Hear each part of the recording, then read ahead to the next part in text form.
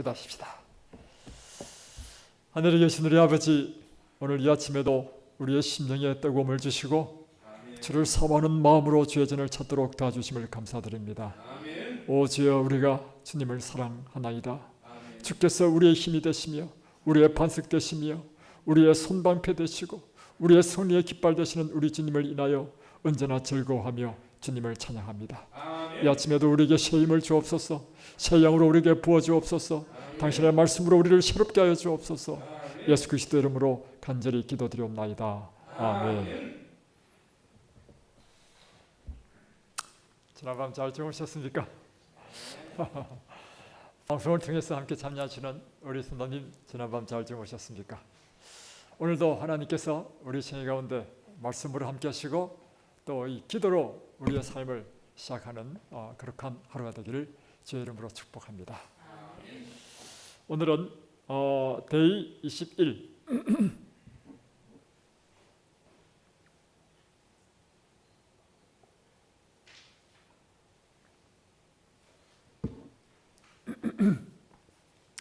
오늘은 데이 21일 라오디게아 교회적 문제. 하나님께서는 요한계시록의 기독교의 역사를 예언적으로 보여주셨습니다. 요한계시록 이 3장은 교회사의 7시대를 묘사하는데 아시아에 있던 문자 그대로의 7교회에 적용할 뿐 아니라 초기 사도교회로부터 오늘날의 교회에 이르기까지 교회의 역사의 7시대에 적용하기도 합니다. 요한계시록이 시작되면서부터 바로 예수님께서 7 첫째 사회를 그리시는 모습을 계시 가운데 요한이 보게 되죠. 이 7 첫째는 곧 아시아에 있는 7 교회라고 하고, 그리고 이 7 교회에 편지를 보내라고 했습니다. 그리고 예수님께서 이 7 교회에 주시는 그 메시지, 그것이 요한계시록 2장과 3장에 나오게 됩니다. 첫 번째 교회가 어느 교회죠? 에베소죠. 7 교회는 다 그 당시에는 소아시아라 했고 지금은 터키 지역에 있는 그 교회들입니다. 그러니까 그 지역에 있었던 큰 7개의 교회인데, 첫 번째 교회가 에베소 교회, 다음에 두 번째는 스무나, 버가모, 두아디라, 사데, 빌라델비아, 라오디게아.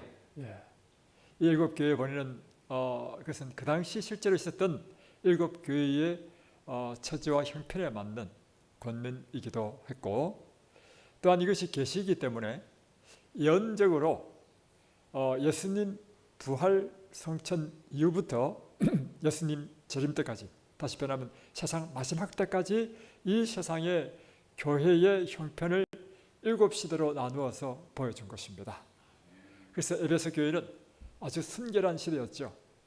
31년부터 100년까지 초대 교회가 성령 강림을 받고 힘있게 전 세계 복음을 전파했던 시대가 에베소 교회였고, 그러면 사단이 가만히 있지 않죠. 그래서 100년부터 314년까지 맹렬하게 사단이 그 당시에 로마 제국을 통해서 핍박한 시대, 그것이 바로 핍박 박해 시대가 시작되는 거죠. 그것이 바로 에베소 다음에 스무나 교회. 스무나는 쓰다는 뜻이야. 쓰다. 다음에 그 다음 시대가 에베소, 스무나, 버가모죠. 이때는 AD 313년부터 538년까지, 이때는 이제 천주 교황권이 형성되는 시대. 그러니까 밀당천쟁이 일어나고 수많은 사람들이 이 교회에 들어오면서 오히려 교회가 세속화되어 버리고, 그러면서 하나님의 이 교리, 이 진리 자체도 바뀌어 버리는. 그래서 364년에 안식일이 주일로 바뀌고 말이죠. 그러면서 교황권이 확립되면서 이 교회가 타락하는 타락의 시대, 또는 타협의 시대라고 하겠는데, 이 시대가 된 거죠. 다음에 이제 538년부터 이제 본격적으로 교황권이 확립돼가지고 1517년까지 이 시대는 그야말로 중세 종교 암흑 시대였죠. 천주 교회가 완전히 이 세상을 거짓 교리와 사단의 정신으로 완전히 어둠 속으로 몰아넣는 시대. 그것을 바로 두아디라 시대라고 하는 거죠. 1517년부터 루터의 종교개혁, 물론 루터 혼자만 한 것은 아닙니다. 여러 개혁자들이 나타나서 종교개혁을 시작해가지고 1798년 이 사회는 여러 교파들이 생기게 된 시대였죠. 이 시대를 바로 개혁시대, 하나님의 진리를 발견하면서 계속해서 교회가 생긴 시대. 그리고 1798년부터는 이제 교황이 몰락해버리고 이제 그때부터는 전 세계 선교의 꽃을 피운 선교 시대가 됩니다. 이 시대에 미국이 가장 많은 선교사를 보냈죠. 미국, 영국 할 것 없이 식민지를 통해서 엄청나게 복음을 전파된 놀라운 시대가 바로 이 필라델피아, 예, 1798년부터 1844년 요 사이. 예. 그래서 형제 우애, 형제 사랑이라는 뜻이죠. 필라델피아가. 그래서 아주 뜨거운. 그래서 여러분 교회가 언제 뜨거운지 아십니까? 열심히 복음을 전하고 이때가 뜨거운. 그래서 이름도 형제 우애. 오늘 어쩌면 우리가 필라델피아 시대의 그것을 한번 좀 함께 누리면 좋겠어요. 사실은. 다음에 1844년부터 2300조가 끝나는 그때죠. 조사심판이 시작되는 이 시대 때부터 이제 종말의 시대가 시작되는 것입니다. 이 시대가 바로 라오디게아 교회 시대고, 지금 우리가 사는 이 시대는 1844년부터 예수님 재림 때까지 이 시대에 살고 있는 거죠. 이제 마지막 라오디게아 시대에 우리가 살고 있다. 이렇게 우리는 종말의 시대에 살고 있다. 이렇게 우리는 볼 수 있는 것입니다.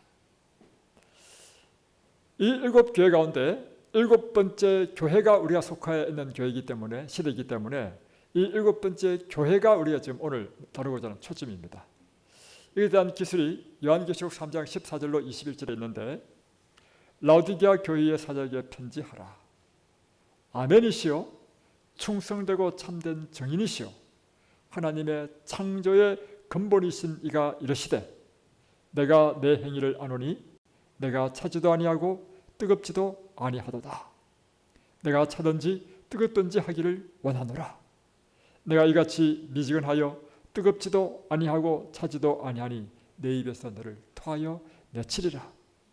내가 말하기를 나는 부자라 부유하여 부족한 것이 없다 하나 내 곤고한 것과 가련한 것과 가난한 것과 눈먼 것과 벌거벗은 것을 알지 못하는도다. 내가 너를 권하노니 내게서 불로 연단한 금을 사서 부여하게 하고 흰옷을 사서 입어 벌거벗은 수치를 보이지 않게 하고 안약을 사서 눈에 발라 보게 하라. 무릇 내가 사랑하는 자를 책망하여 징계하노니 그러므로 내가 열심을 내라. 회개하라. 볼지어다 내가 문 밖에 서서 두드리노니 누구든지 내 음성을 듣고 문을 열면 내가 그에게로 들어가 그와 더불어 먹고 그는 나와 더불어 먹으리라. 이기는 그에게는 내가 내 보좌에 함께하여 주기를 내가 이기고 아버지 보좌에 함께 앉은 것과 같이 하리라. 이게 바로 라오디게아 교회에 보는 기별입니다. 이 7번째 교회 라오디게아 교회는 종말 시대의 교회의 형편인데, 특별히 이것을 마지막 종말 시대에 하나님께서 세우신 여자의 남은 자손인 제7일 안식일 예수 재림 교회에 적용하고 있습니다.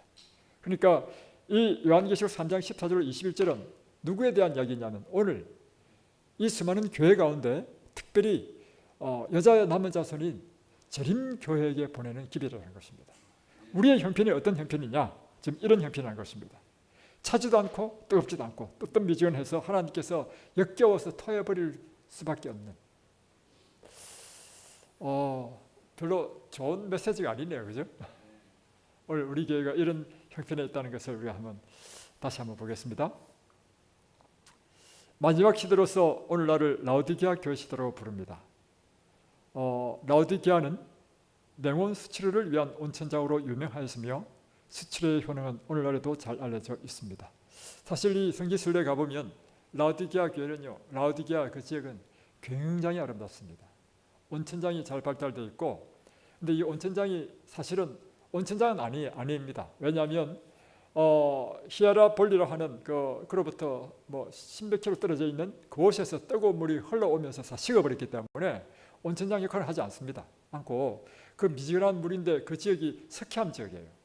근데 이 물에 석회암이 녹아가지고 아주 장관을 이뤄요. 장관. 엄청 아름답습니다. 그래서 많은 관광객들이 오고 다 이 라오디게아 교회에 의학교가 옛날부터 세워져 있었고 안약이 유명했고 다음 여기는 아주 부유한 나라였어요. 도시였어요. 그래서 지진으로 뭐 AD 몇 년에 무너졌을 때 그 로마에서 재정 지원하겠다니까 반대했습니다. 그만큼 부유한 도시였어요. 우리 스스로 복구하겠다는 거예요. 이렇게 아주 면양이 또 직조 제조가 아주 뛰어난 이런 곳이었는데 참 부유한 곳이었죠.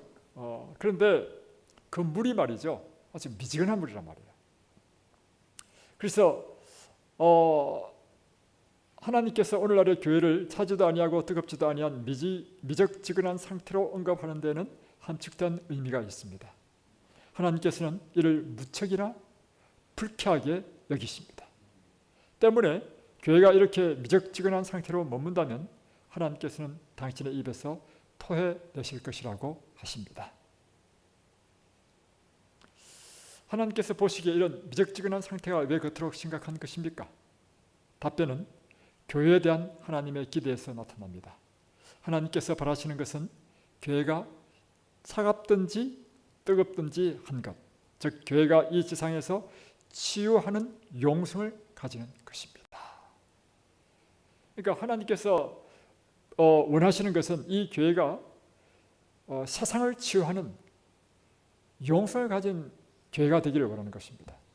그러나 미적지근한 교회는 쓸데없어 교회를 찾아오는 사람들을 어떤 모습으로든지 치유하지 못합니다. 하나님께서는 교회가 있는 곳은 어디든지 생명을 가져다 주기를 원하십니다. 이는 교회가 세상의 소금이어야 한다는 예수님의 언급과 같은 말입니다. 자, 여기서 이 교회 대신에요, 교회는 믿는 성도들의 무리죠. 믿는 성도들의 무리는 다른 말로 표현하면 신자 한 사람들이 딱 모인 곳이죠. 그러므로 이 교회를 이렇게 바꿔서 하면 다시 읽겠습니다. 교회 대신에 신자에 대한 하나님의 기대는 이렇습니다. 하나님께서는 신자가 차갑든지 뜨겁든지 할 것, 즉 신자가 이 지상에서 치유하는 용성을 가져야 한다는 것입니다. 미적지근한 신자는 쓸데없어 교회를 찾아오는 사람들을 어떤 모습으로든지 치유하지 못한다는 것입니다. 하나님께서는 신자가 있는 곳은 어디든지 생명을 가져다 주기를 원하십니다. 이는 신자들은 세상의 소금이어야 하기 때문입니다. 이렇게 교회 대신에 신자라고 딱 대입시키니까 더 현실적으로 딱 와닿지 않아요, 그죠? 네. 그래서 여러분, 우리는요, 이 세상에 우리 존재 자체가 충격이어야 됩니다.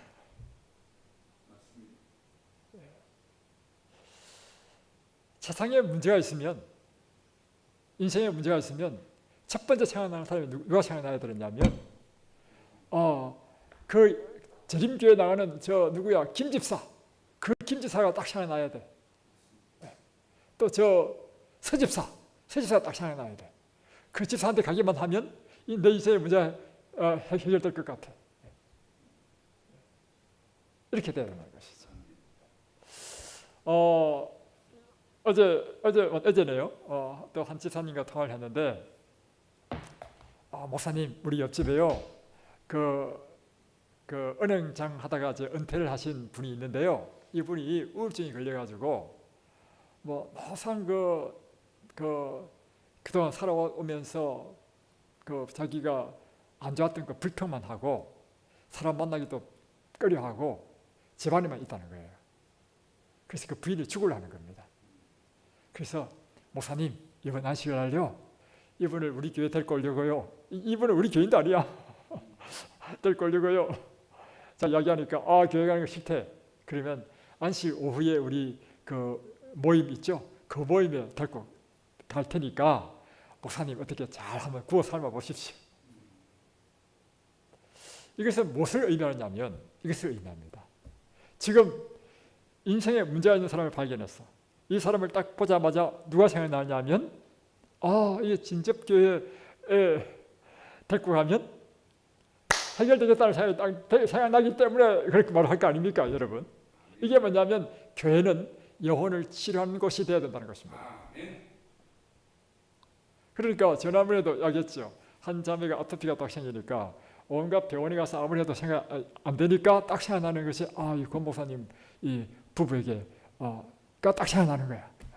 그래서 전화 온 거야. 그래서 이번 주 목요일에 제가 한번 방문 가려고 합니다. 미리 전화를 해놨고 아직 전화 안 했는데 그래서 아마 방문 가려고 하는데 이와 같이 교회는 또 우리 신자는 이 사람에게만 가면 뭔가 해답이 있는 것처럼 느껴지는 그런 것이 바로 하나님께서 원하시는 우리 신자의 모습이요 이 교회의 모습이 되어야 한다는 것입니다. 너희는 세상의 소금이니 소금이 만일 그 맛을 잃으면 무엇으로 짜게 하리요? 후에는 아무 쓸데없어 다만 밖에 버려져 사람에게 밟힐 뿐이니라. 소금이나 냉온 수치료나 모두 쓸모가 있습니다. 예수님께서는 요한계시록에서 미적지근하여 쓸데없는 상태로 남는다면 토해낼 것이라고 말씀하셨고 마태복음에서는 맛을 잃은 소금은 밖에 버려질 것이라고 하였습니다. 예수님께서는 요한계시록에서나 마태복음에서나 둘 다 동일한 내용으로 말씀하십니다. 만약 교회가 취하지 못한다면 하나님께도 아무 가치가 없는 것이며 끝내는 버려지게 될 것입니다. 그렇죠. 소금이 그 맛을 잃어버리면 그게 밖에 버리잖아요. 그죠? 기능을 못하는데 그냥 집에 둘 이유가 뭐 있습니까? 마찬가지로 교회도 그 기능을 못하면 하나님께서 버려버리시는 것입니다. 다른 말로 표현하면 신자도 가슴 뜨끔한 이야기였지만 신자도 소금의 역할을 못하면 맛을 잃어버린 것이라는 것이죠. 자, 예수님께서는 어떻게 하여야 당신의 교회에 생명이 넘쳐흐르게 될지를 이렇게 말씀하셨습니다. 나를 믿는 자는 성경의 이름과 같이 그 배에서 생수의 강이 흘러나오려는 말씀 속에서 드러내셨습니다. 자, 어떻게 하여야 당신의 교회가 생명이 넘쳐흐르는 교회가 될까? 이 말은 어떻게 하면 우리 한 사람 한 사람 신자들이 그 속에서 생명이 넘쳐흐르는 신자가 될 수 있을까? 그것은 예수님께서 말씀하시기를 그 배에서 생수의 강이 흘러나와야 된다는 것입니다.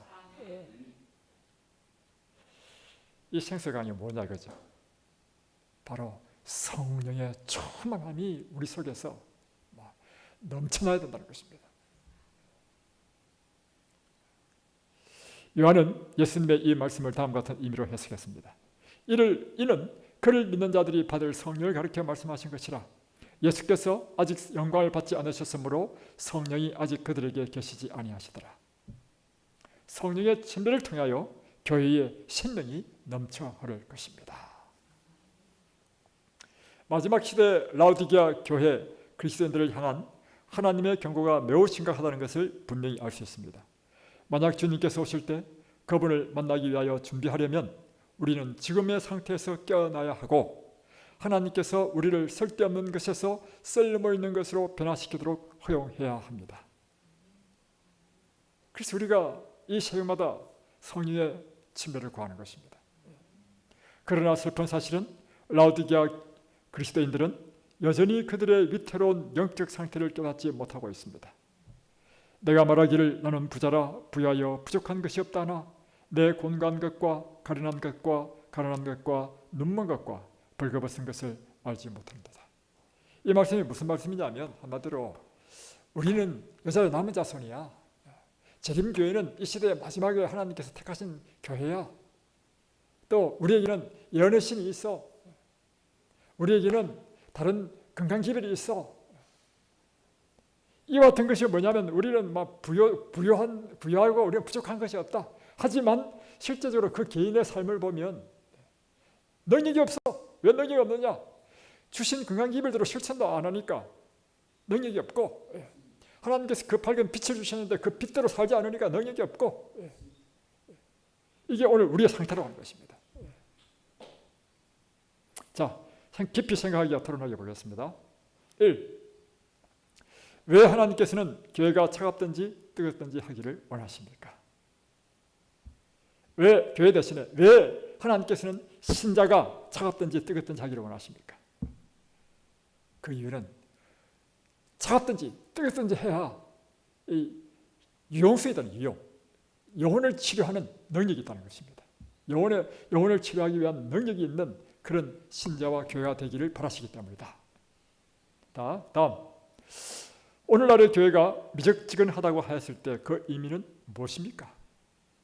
미적지근하다는 의미는 치유하지 못하는 교회다. 다시 말하면 영적 치유가 일어나지 않는 교회다. 그것은 육적인 사람이 이 교회에 오면 영적인 그리스도인으로 바뀌고 또 완전한 거듭남, 완전한 헌신이 일어나는 일이 일어나지 않을 때 이 교회는 치유하지 못하는 교회가 된다는 것입니다.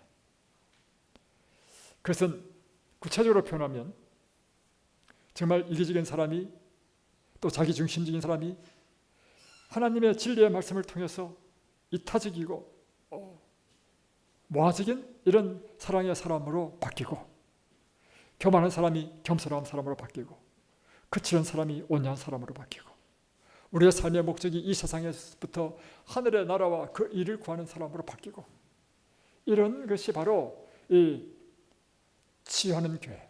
그래서 누구든지 이 교회에 오면 세상 속죄 사람들이 이 교회에 오면 충격을 받아야 돼. 충격을. 자, 한 지역 교회가 미적지근하다고 한다면 그 증거를 말해 보십시오. 그 교회가 미적지근하다. 그 증거는 무엇인가? 거듭난 사람을 볼 수 없을 때 품성의 변화가 일어나지 10년을 믿어도 품성의 변화가 없어. 증거의 능력도 없어. 이것이 바로 그 교회가 미적지근하다는 뜻이요. 개인적으로 보면 그 개인이 미적지근하다는 의미는 무엇인가 하면 완전한 거듭남이 일어나지 않고 아직도 육적인 상태로 머물러 있고 그러니까 품성의 변화도 없고 그 욕심이 막 가득 차 있고 이기적이고 그러니까 교회에서 항상 싸우고 이런 모습을 볼 때 이것은 교회적이든 개인이든 간에 미지근한 상태로 있다는 증거인 것입니다. 그래서 저는 생각하기를 사람들이 우리를 만나면 충격을 받아야 됩니다. 뭐냐면 이 세상 모든 사람들은 다 이기적인데 이 사람들은 이기적인 사람이 아니야. 이 세상 사람들은 다 자기 중심적인데 이 사람을 만나보니까 항상 자기에게 관심이 있고 다른 사람의 복리와 다른 사람의 유익을 위하여 생각하는 사람을 만날 때 사람은 충격을 받는다는 것이죠. 그리고 세상 사람들은 다 이 세상의 부와 이 권세를 추구하고 영화를 추구하는데 이 사람을 보니까 세상에 대한 추구가 없어. 오직 하나님의 나라와 의를 사모하는 사람이에요. 이럴 때 사람들은 이 교회에 와서 정말 이 교회가 참된 하나님의 교회라는 증거를 보게 된다는 것이죠. 그럴 때 사람들은 충격을 받고 깨진다는 거예요. 내가 이 충격받으면서 그래서 여러분 교회가 사람들에게 강하게 이끄는 것은요 그 교인들의 우리가 문턱을 낮춰가지고 그 교인들의 원하는 그것을 해주는 것이 이 교회가 사람을 이끄는 것이 아니고요 완전히 다른 세상을 볼 때 사람들은 충격을 받고 오히려 이 영적인 힘에 이끌리고 그게 진정한 참된 교회라고 하는 것입니다.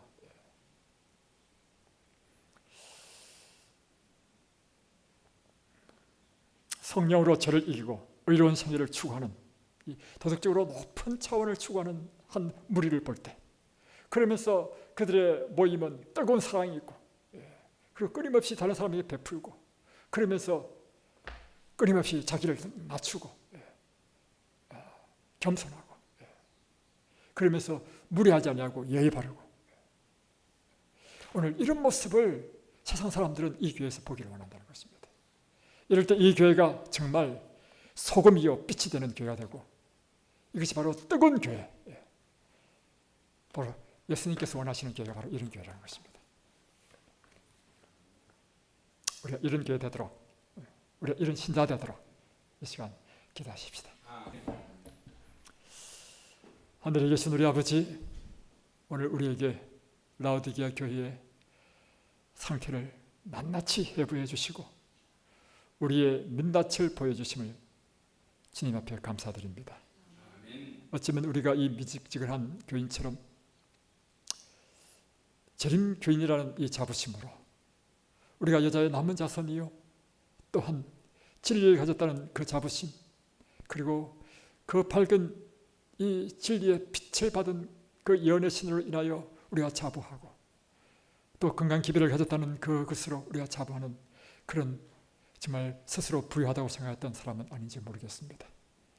오히려 우리 주신 이 빛은 이 빛으로 우리 자신이 그 빛으로 변화되고 이 빛을 세상 사람들에게 나누어 주므로 세상을 치유하는 사람이 되도록 하나님께서 하셨사오니 오늘 그와 같은 역할을 다할 수 있는 저희들 되도록 도와주시고 오늘 만약 아직도 우리가 육적인 사람이라면 주님 앞에 깨어지는 경험을 하도록 도와주시고 우리가 아직도 이기적이요 자기 중심적인 삶을 산다면 오늘 주님의 그 무한한 이타적이요 그 무한한 그 사랑을 우리 심령에 성령으로 부어주시기를 간절히 간구할 수 있도록 도와주옵소서. 오늘 우리에게 왜 성령의 충만함을 구해야 합니까? 성령이 우리 속에 임하시면 우리의 죄된 이런 것은 성령과 함께 가할 수 없고 그러므로 온전히 우리가 주님의 속성으로 변화될 수 있사오니 오늘 이 시간 주님의 그 성령으로 충만케 해주시고 우리를 주님의 정신, 주님의 사상, 주님의 포부, 주님의 품성, 주님의 그 가치, 주님의 사명으로 충만한 당신의 종들 되도록 축복해 주옵소서. 예수 그리스도 이름으로 간절히 기도드리옵나이다. 아멘.